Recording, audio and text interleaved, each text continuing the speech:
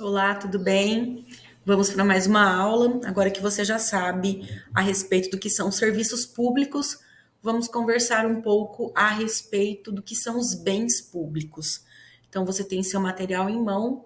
Peço que você acompanhe. Se tiver alguma dúvida, me mande no e-mail profdanielamenin@gmail.com. O que são então esses bens públicos? Os bens públicos são todos os bens que pertencem às pessoas jurídicas de direito público interno, ou seja, a União, os estados, os Distrito Federal, os municípios. E aí, nesse sentido, então, nós estamos falando também de autarquias e de fundações públicas. É importante a gente destacar que neste contexto, nesse conceito, entram também aqueles bens que são afetados, né? Afetados, ou seja, aqueles que têm uma destinação específica. Aonde que eu encontro essa base legal? Do artigo 98 ao artigo 103 do Código Civil. No Código Civil vai falar que os bens públicos são os bens de uso de domínio nacional pertencente às pessoas jurídicas de direito público interno.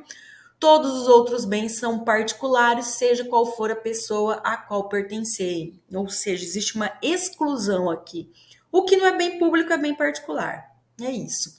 Então, apesar desses bens que pertencem às pessoas jurídicas de direito privado não serem considerados bens públicos, eles podem ser utilizados em serviços públicos. E aí eles acabam adquirindo determinadas características dos bens públicos. Eles passam a ter certas prerrogativas do direito público, como a não penhorabilidade e a não onerosidade, que são características basicamente pertencentes aos bens públicos. E a explicação disso é justamente naquele princípio da continuidade dos serviços públicos. Ora, se existe um bem particular, mas que está sendo usado para uma função pública, em decorrência de uma prestação de serviço, então eles adquirem essas características, ok? Como que nós podemos classificar esses bens? São classificados basicamente de três formas. Primeiro são aqueles bens de uso comum que são destinados para toda a população, como ruas, estradas, rios, praias e etc. Até quiseram, né? Tornar praia um bem particular, mas não é, tá bom? Via de regra, as praias são públicas. E então esses bens de uso comum são, na verdade, a maioria dos bens públicos, são classificados dessa forma. Nós temos também os bens de uso especial, que são bens públicos destinados a fins específicos ou então a serviços específicos, como um determinado prédio, como uma determinada casa, né? Ou então uma escola. Já existe uma destinação especial para aquele tipo de bem, para aquele imóvel. E a outra classificação são os bens dominicais, que são aqueles que pertencem às pessoas jurídicas de direito público e que não se enquadram nem como bens de uso comum e nem como bens de uso especial, ok? Então, retomando, nós temos a categoria de bens de uso comum do povo, que são bens acessíveis a todos, como ruas, praças, rios, mares, praias, e bens de uso especial, que são aqueles afetados a um serviço público, destinados a um serviço público especificamente. Escolas, hospitais, repartições públicas. Temos então os bens dominicais ou de domínio privado do Estado, que não possuem uma destinação pública imediata, mas eles podem receber em determinado momento essa afetação e podem ser alienados também, como aqueles terrenos da União que não foram utilizados, ok? É importante nesse contexto a gente entender dois conceitos, o da afetação e da desafetação. A afetação significa conferir ao bem público uma destinação específica, dizer exatamente para que é que aquele bem vai servir, qual que é a finalidade daquele bem.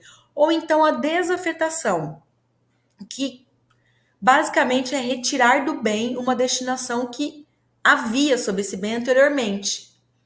Então, os bens dominicais, eles não têm exatamente nenhuma destinação pública, eles não estão afetados. Mas eles são, na verdade, assim, os únicos que não precisam passar por esse processo de desafetação para que ocorra a sua alienação. E o que é esse processo de desafetação? É dizer que aquele bem não tem mais nem ou utilidade, ou ele não vai servir para nada que seja específico, ok? Preciso que vocês entendam também um outro conceito, que é o conceito de terras devolutas. O que são terras devolutas? São áreas públicas sem uma destinação específica, né? Nenhuma destinação foi dada pelo poder público para essas áreas.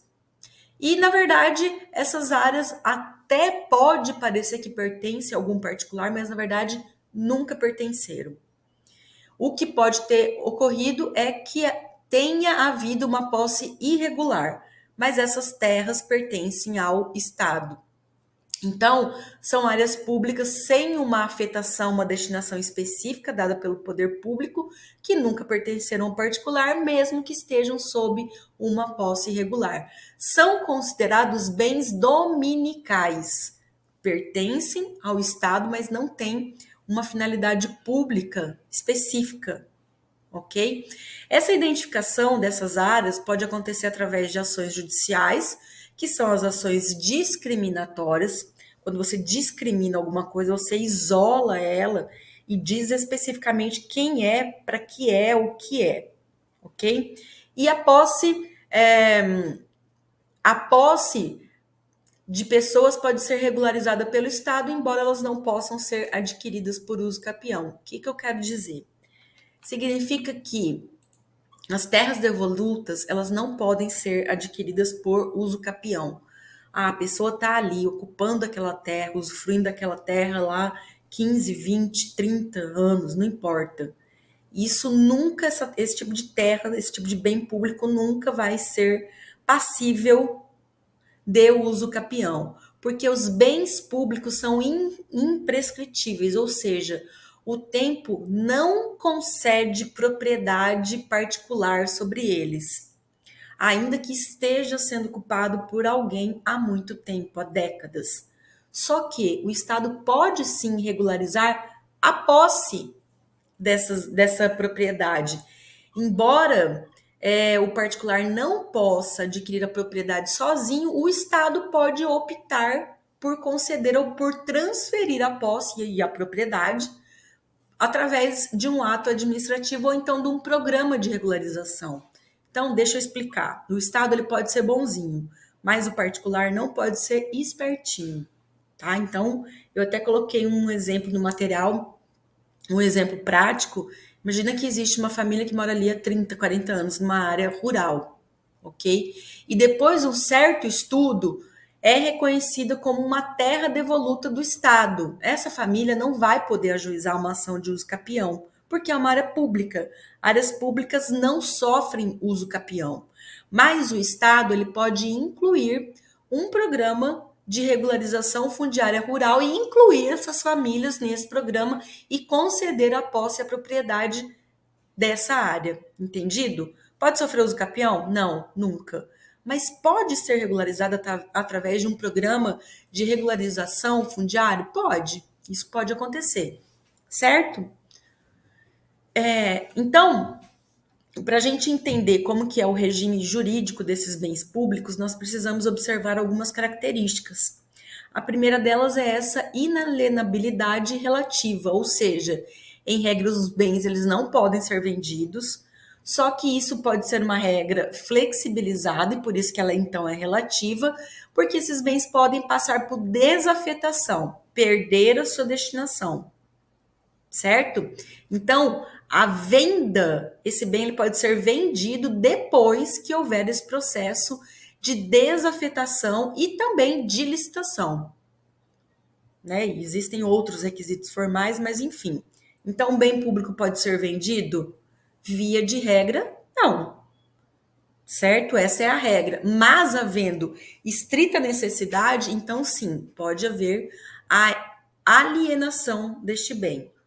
Uma outra característica é a imprescritibilidade, eles não podem ser adquiridos por uso capião, como eu já falei, porque o uso capião é uma forma de se adquirir legitimamente a propriedade de determinado bem, mas não é o caso dos bens públicos.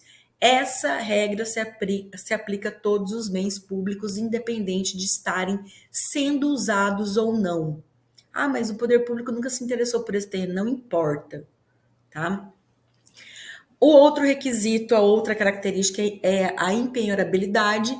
Os bens públicos não podem ser penhorados, arrestados judicialmente para garantir o pagamento de dívidas, porque eles são protegidos da execução fiscal, certo?